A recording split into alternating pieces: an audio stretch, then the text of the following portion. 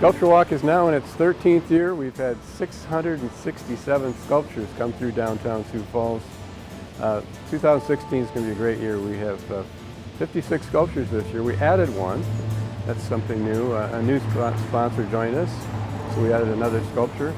Also new this year is we spread out more sculptures onto Main Avenue and onto 8th Street. This year we had 143 entries, and the artists are from all over the country, coast to coast, from Florida to Washington State, from California to Connecticut. And most of the artists traveled to Sioux Falls on installation week, and only 5 didn't out of the 50. We had 45 artists here for installation day, which was April 30th. And the artists had a great time in Sioux Falls. They love Sioux Falls.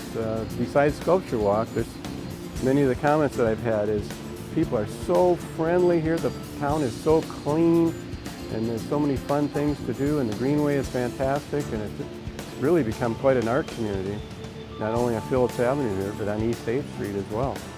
And Main Avenue is working towards that. And we also have the Virtuoso Sculpture Certification Program, which is a way for our sculptors to achieve a master certification. Virtuoso is master in Italian. And we thought we'd do some new and unique things this year, and that's one of them.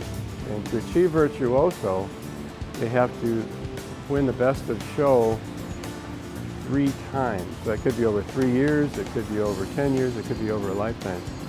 So it gives them an opportunity to achieve a higher level of recognition with the Virtuoso Sculpture Certification. My name is Delmar Pettigrew, and I'm from Kearney, Nebraska. I actually lived in Sioux Falls myself for a couple years. I am a shoestring distant relative of the famous Pettigrew from Sioux Falls. I've been a sculptor for about 25 years. My wife Martha and I both have participated in this program, I guess, for 7 years now. And we're very impressed with the community's effort to make this a very successful show. And I hear comments about it from people who just happen to be passing through Sioux Falls all the time, and say, I saw your piece up there at Sioux Falls when you're there for a trip this summer. So I think it's just a wonderful thing for the community, and thank you so much for inviting us to do this. My piece this year is a life-size thoroughbred foal. Basically, I've always done wildlife and equine or horses, because my first love was hunting when I was a young boy, and actually bought my first horse when I was 14 years old. So I've been in both those things all my life, and so my natural thing is to sculpt what I know. I know wildlife, I know horses, so that's kind of what I do. I'm Martha Pettigrew. I'm from Kearney, Nebraska. I've done this program for I think 5 years now. The piece I've brought this year is called Raven's Voyage. I've used some traditional totem figures, restylized in my own way. There's a frog, some dragonflies, a rabbit, a bear with a fish, a raven on top, and on the backside is a killer whale and an image of the sun. I was on Vancouver Island in 1976 on a camping trip, and I saw a nice collection of totem poles at the museum in Victoria, and for years I wanted to do something based on traditional totem figures but stylized in my own way. And I finally got around to doing some in, I think, 1994. This is a new piece that was done last year. Our team volunteers every year with SculptureWalk. We help out with a variety of different things. We help set up the nameplates the weekend before. We also help put together the artist packets and things like that. This is the 3rd year our team's been involved. We've had as many as a dozen volunteers. It really is a fun team building activity for us. It's fun to get downtown, connect not only with team members, but connect with the community. You know, the great thing about volunteering with the SculptureWalk is you get to see a diverse group of people, you get to see a diverse group of art, and really it's fun for all ages. My 8-year-old daughter helped out, a few of my coworkers' kids helped out. It's a good chance to get younger people involved, as well as we have team members of all ages that can help out, and everybody can do something.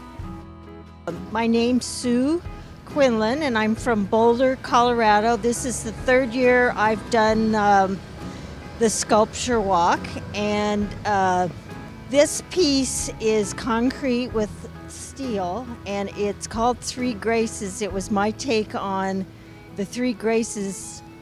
When you see them in Europe, they're very, like beautiful women, and these are made up of I try to do a lot of, in the piece, a lot of three women from different cultures, so you kind of have to walk around it and look, and some of them, are from Africa and Egypt, and like there's some Paleolithic goddesses, so it was my take on the Three Graces. Gary Monaco, and I'm from Littleton, Colorado. The name of my piece is Brave, and it's made entirely from fround metal and fabricated, and it's just welded steel. The back insignia that you're looking at is Hopi and Lakota. It's kind of a combination of graphics from both of those nations for all nations working together and the world in balance. I am inspired by Native American spirit and soul. I think we've let some traditions and some elders leave us with a lot of vast knowledge that we let go by. And so I'm trying to keep that alive. And basically I'd like my pieces to be storytellers so that those traditions continue. We're fortunate to have several partners, one being Avera McKinnon Hospital. They have 13 sculptures. The Avera McKinnon focus is on the healing effect of art. Smaller sculptures primarily for indoor exhibit, and they are in all of the buildings on the campus. Great for the patients, their visitors, the staff, and all of the community visitors. It's been a very popular program. University of Sioux Falls has 11 sculptures. University of South Dakota has 7 sculptures. Downtown Vermilion has 4, and Watertown has 11 sculptures. And the artists love all those programs because they come into Sioux Falls and pick up the sculptures that we've had, or they get new sculptures as well. We do separate calls to the artists for Vermilion and Watertown, and it's proven to be a good partnership with all the programs, and then also for the artists because they get paid stipends and they also can sell their sculptures and lease their sculptures in those communities. My name's Long Hua Xu and come from the Hot Spring, Arkansas, and originally from the Shanghai of China. The reason I created the Children Reach the Star because was, the children in the poor neighborhood, and the parents really don't care much about children that struggle to make a living, and I was educated. Anyway, I think I need to create something to inspire the children for the future. This way I design a children dance and trying to, reach for the goal. This also are particular to change the color in the gold color to inspire people, It started off to be a 1 and a 2 as a tribute to Lawrence Welk, but we changed it to the Maestro because a lot of people don't even know who Lawrence Welk is. But it's all about make-believe. It's back when we as kids dressed up in our folks' clothes and played dress up. It's Americana. It's a throwback on Spanky and our gang, the Little Rascals. They always were staging a play in the backyard. I mean, that was the central theme most of the time. But they played make-believe and dressed up as grown-ups. So this is exactly that. He's been a great maestro with a baton, created the xylophone chimes instrument. There's 6 mallets, so 6 people can play at once, or 2 or 3, and it's absolutely in tune, it resonates, so it's harmonic, so you can't screw up and play a bad note on it. And we just want people to remember it 10 years from now. We went for the interactive, so you can be engaged with the sculpture instead of just looking at it. You walk around it and see the story. You can see his shoes are untied, he's on a milk stool, he's got a fake tie, a bow tie on, and tux that's too big. And then you can stand and pretend like he's conducting you. So we work on the program year-round. There's not a slow day. even though it seems like there would be in July, but we're already working on the next year. And we're also lining up sponsors. We're doing grant applications and raising more money for our artists. And it's important to continue to stay vigilant in every aspect of the program, because we just can't let anything fall through the cracks, because it's important for us to have a high quality program for our artists, for our site sponsors, for all other supporters, and for the public, for the residents and businesses of Sioux Falls, for their visitors, and for all the tourists that come to Sioux Falls. We need to have the best program in the country. That was our objective in the beginning. And the artists tell us that we do, but we never rest on our laurels. We always have to be improving the program every year. Every aspect of that program needs to be looked at and improved. And so that's why we're so busy with it. I'm Robert Brubaker from Cornville, Arizona. And the sculpture we've installed here today in Sioux Falls is Equal to the Pain. Bronze piece from a series that I call the Big Coat series. And people ask about the title, Equal to the Pain, and I feel that it's a representative of a perseverance. There's a certain toughness that comes with a character like this, and he's looking forward to being in Sioux Falls for a year. Hopefully people like him, come by to have their picture taken with him, and appreciate him for what he is. Everything I do is anthropomorphic. The individual character, this particular character, we were driving westbound on I-70, and there was a bighorn sheep standing right at the edge of the tunnel. He was watching traffic, and I decided at that point I'm going to go back into the studio and do another ram-headed piece. If you're working anthropomorphic, if you're working with animals, certain animals will translate better than others. And the ram is one of the characters that I work with on a semi-regular basis. I'm Jim Maher from Spearfish, South Dakota. This is my piece called Fruits of the Good Earth, and it was a piece that I did in response to a call for work for Good Earth State Park over here. They wanted a piece that reflected on the theme of peace. So I got to thinking what that would mean to people that lived at Good Earth State Park, and really it would seem to me to be a time of plenty when they could hunt and gather food and raise children. All I want them to think about the people at that Good Earth State Park. I mean, it's a prehistoric Indian village. Think about how their lives, although very different from ours today, are really probably very similar in a lot of ways too. Pokey Park from Tucson, Arizona. This piece is just called Desert Bighorn.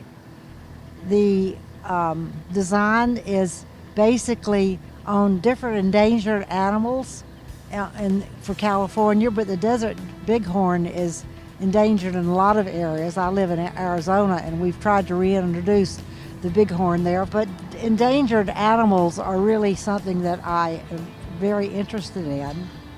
Well, my overall goal, I think, for all sculpture, not just mine, I think it should be fondled and touched. So I like to have it so it seems to be something that is tactile when you touch it.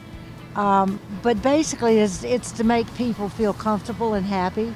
I like the whimsy in my pieces, I think, to make people want to come up and interact with them. And I find that they do, especially young people, because they're very approachable. My name is Larry Stark. I'm from Loveland, Colorado. I'm here at SculptureWalk installing my newest piece, Day at the Park. Oh, this is a piece that takes me back to my childhood. It's about learning how to play the game and the friends that you make throughout life. Hopefully they connect with it and it relates to their lives. Most people have played Little League Baseball at one point in their life. SculptureWalk is a free public art program. By its nature, it is tourism. We've had calls from people from all over the region asking, when are the sculptures going to be up so we can come down and see them? And many of these people that call come downtown, see the SculptureWalk, and visit other points of interest in Sioux Falls, stay overnight, and spend money in Sioux Falls. So it is economic development as well. lot of research has been done around the country by foundations, by art organizations, by Americans for the Arts, by cities, counties, states. People move to communities with amenities that they want. The millennials move to communities that they want to live in and then find jobs. SculptureWalk and the other art organizations make Sioux Falls a more vibrant community. My name's Lynn Peterson. I'm from Viborg, South Dakota, and the sculpture is a blue heron, adolescent blue heron with a fish in its mouth, and I just like wildlife, and one time I was seeing some blue heron catching fish, and this young blue heron caught a fish that was a little bit too big for it to swallow, and it was kind of having a hard time, but it was just fun watching it, and that's kind of what inspired me to make this piece, I guess. So it's all iron, and there's 50 pounds of welding rod just in the bark here, in this here tube. And all the feathers are just hand-cut little pieces of steel. Each one's bent in different shapes. And then I put some stainless steel in the body of the fish to give it a little dimension there and a little added color. I hardly ever paint any of my stuff. All my stuff just rust. It has a natural color to it. I just actually finished it only about 3 weeks ago, so that's why the patina isn't real nice and dark yet. You've got the bright yellow kind of, and then you got some dark here. Eventually it'll turn to a real nice dark patina, and it'll stay that way forever. Once it gets a real nice hard rust on it, why then you can wipe your hand on it and you won't get any rust off of it or anything. Then it'll just turn nicer as time goes by. I've got some pieces that are 15, 20 years old, and they look better now than they did when I first made them. Never any maintenance with it like this. My name's Jade Wendell. I'm from Loveland, Colorado. The name of my piece is called Emergence. It's Colorado Yule marble. And the inspiration behind the piece is kind of the emergence of an artist. The special centering of the mind's eye. It has a little Ganesh quality to it. On the back side, there's a spiral where you follow the spiral in and out, and it's about the journey in and the journey out as well. And then on the back side, there's 7 petals as well. Kind of 7 is a lucky number. So it's the emerging of an artist. It's all about the emerging of when I transferred from 2D to 3D, and just the great excitement and the beauty and the feeling of walking around a piece. My name is Jim Green. I'm the artist of Arctic Huntress right here. She's a life-size snowy owl, a female. I'm from Hermosa, South Dakota. I got the inspiration for the piece because I do a lot of conservation type of work, and she, of course, is one of the birds that are of concern. We've seen a lot of snowy owls coming in down in the south, especially down the east coast. Took inspiration from that, the absolutely beautiful creatures. I always want people to touch my work. That's part of why I do sculptures, is because it's so accessible. So you can reach out and touch an animal like this that you'd never come close to in the wild. You can see the scale of the creature and the power and the beauty behind it. That's part of the wonderful thing about sculpture. My wife is able to travel with me this year to come out to this piece, and I told her what a good time we'd have once we got to Sioux Falls. So it's a very, very well-run event. We do a lot of events. Everybody up and down this street, these are professional artists, and it's nice to come into an area that shows as much support for the sculpture that's coming in. It's very, very rewarding in that sense. Oh, I think SculptureWalk is really a neat thing to the city. It's really enhanced the downtown area. I was in the first SculptureWalk, and I made a goose called Coming Home, and that's actually on permanent display on 4th and Phillips. And when I first did it, and that was their first one, I thought it was pretty neat then, but to watch it blossom over the last 12 years or whatever it's been now, it's just fantastic. I go to a lot of different sculpture walks because I like my pieces to be out where people can react with them. And I find that Sioux Falls is unbelievably energetic and supportive of the arts. Certainly the artists in general, anybody I've talked to, I think y'all have the premier community that supports the arts. We invite everybody to come downtown to see the sculptures on Phillips Avenue, and throughout downtown we have brochures that are available in the brochure boxes that show photos of all the sculptures. Also has a map and a ballot. Everyone gets to vote for their favorite sculpture, and that's the People's Choice sculpture that's purchased by the city for their permanent collection. What thrilled me the most, starting from the beginning in 2004, was seeing the grandparents with their grandkids, families with the strollers, and young adults on date night, just enjoying the sculptures, enjoying downtown, enjoying the restaurants and the merchants, and what a wonderful environment we have in Sioux Falls. We're very, very fortunate that we have such a collaborative effort with all of the Downtown Sioux Falls organization, the Convention and Visitors Bureau, all the downtown merchants and restaurants, and the City of Sioux Falls.